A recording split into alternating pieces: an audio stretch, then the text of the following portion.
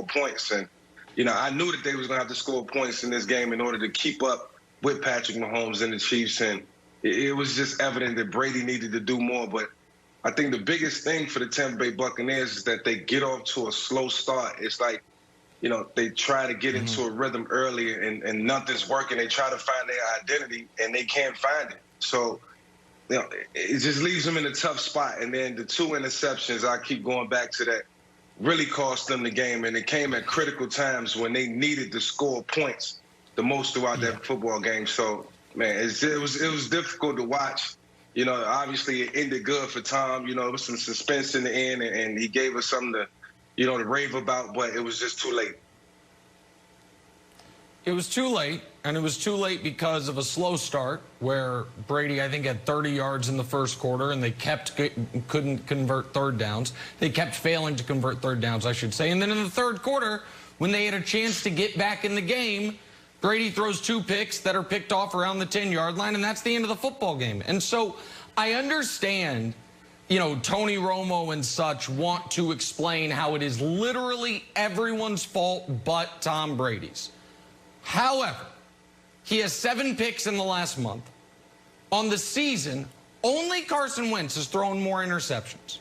And going into this year, the Bucs defense has achieved at a higher level than was predicted. They have been healthier than the average NFL team. They have added, not lost weapons, they have added weapons over the course of the season with the addition of Antonio Brown. The rookie offensive lineman has been better than expected. Jensen has been, and Marpet have been as good as expected. So why are they 7-5? Why are there a dozen teams better than them? It seems like the majority of folks want to blame Bruce Arians. Seemed like the broadcast wanted to blame Bruce Arians. I think the quarterback hadn't been good enough.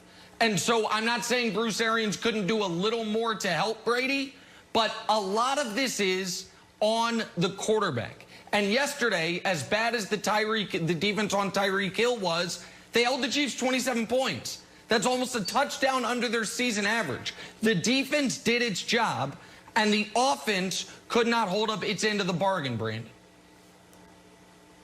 Well, Nick, can it be both?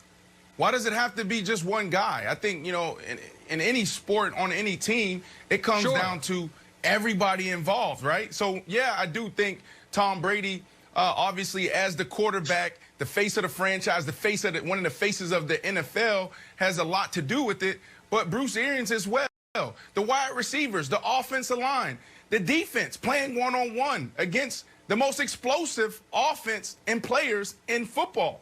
So I think it's all of them. And then it's getting interesting now because there's reports coming out from the NFL Network and Silver saying, well, this is Tom Brady's offense. For the last couple of weeks, he's been calling it.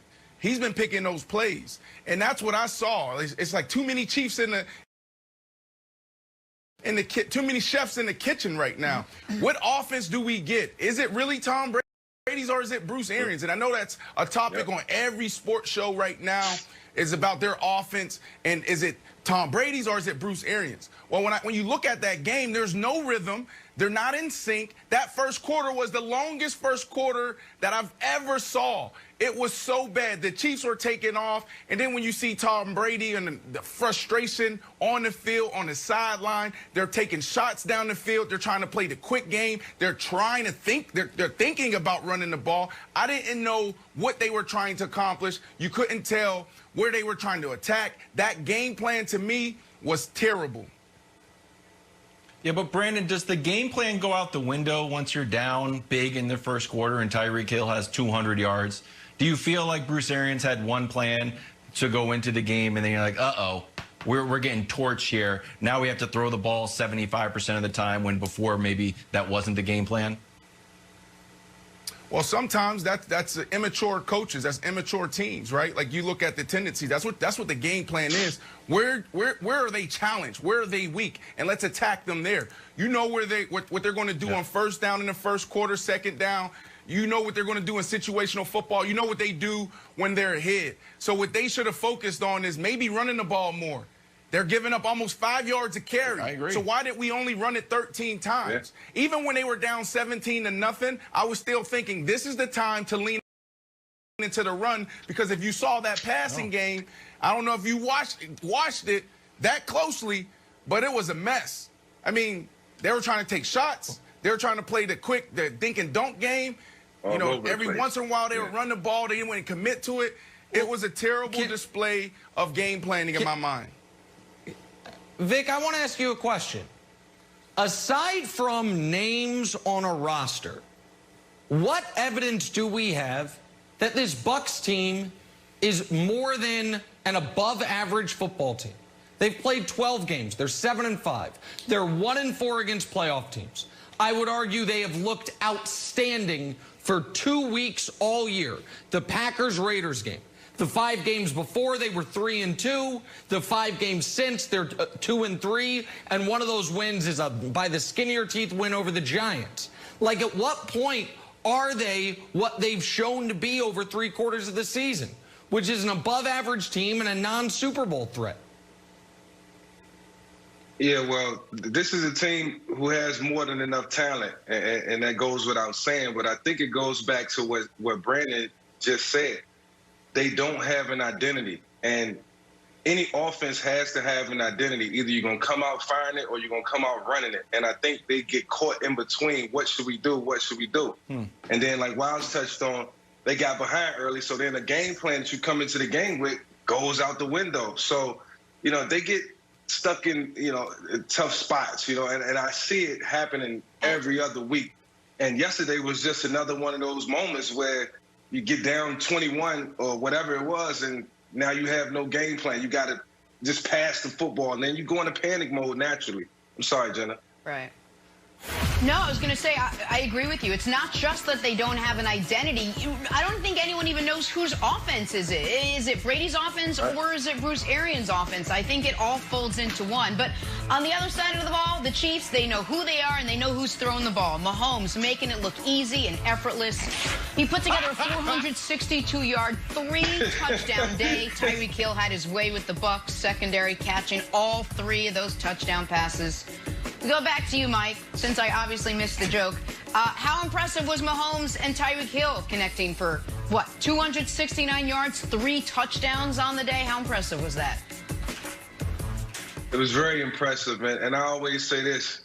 You know, I tell everybody, Andy Reid matches his play calling with this talent, and it's evident. You know, Andy, I know exactly went into this game saying, look, we're going to match Tyreek Hill up on their worst defender.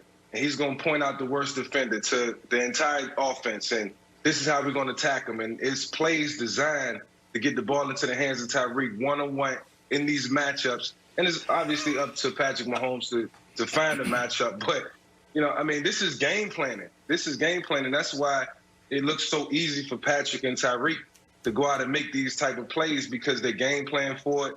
They saw it on film. They knew exactly what they was going to do. And it's the same thing that the Bucs should be doing with the guys on their offense. They just can't do it for some reason. So, you know, I know we talked about the players and we talked about Brady, but, you know, we got to talk about the coaching at the same time. Yeah, Mike, but, man, if I'm an opposing defense and defensive coordinator, what do you do? I mean, let's forget Tyreek Hill right now. Think about Travis Kelce. Travis Kelce, when you watch that game, it's like butter. I don't know exactly what that means. Like, oh, it's like butter. You hear a lot of basketball players say it's like butter when they get their shot off. But every time he throw, Mahomes throw the ball to Travis Kelce, he's wide open. This dude can literally catch 20, 30 passes a game if they chose to. So when you have that on the other side, like, what do you do with Tyreek Hill? The fastest player in the NFL, probably. The quickest player in the NFL. He's reliable. He has amazing hands. His football IQ at the position is off the charts. So what do? You play cover one. You take away Travis Kelce. You don't have help over the top when it comes to Tyreek. This is exactly what's going to happen to you. Like any dog #1 receiver playing one-on-one, no safety help, will easily go for 150 yards, Nick, 175 yards. But with this dude as the fastest, I'm surprised that he didn't go for 300 yards. Yeah, it's all right. That's all correct. And that's why the Chiefs are going to win the Super Bowl again. There's no good way to defend them. Quarterback doesn't make mistakes. You got to double the tight end. You got to double the wide receiver. Okay, what are you running out of people, folks? I mean, this is the deal. Is Tyreek Hill the best receiver in the NFL? Probably not. Is Tyreek Hill the best receiver to be paired with Patrick Mahomes? Unequivocally, yes. Their skill sets align perfectly. And then you have a tight end who's en route to the Hall of Fame, another 1,000-yard season, he's about to have the most of any tight end in history. Hell, I mean, Wilds, Kelsey is 40 yards away from leading the NFL in receiving yards. Do you know the last time a tight end led the league in receiving yards? Never. It's never happened. Wow. Kelsey might do it this year. He would be number one, except Tyreek Hill's number one because he just damn near had a 300-yard receiving game. So, I mean, yeah, they ask questions that are almost impossible to answer for the defense, Wilds. Yeah. Okay, I just got one question about the Tyreek Hill flip, Brandon, as a wide receiver. Yeah. I feel like if this Bucs defense is like who they think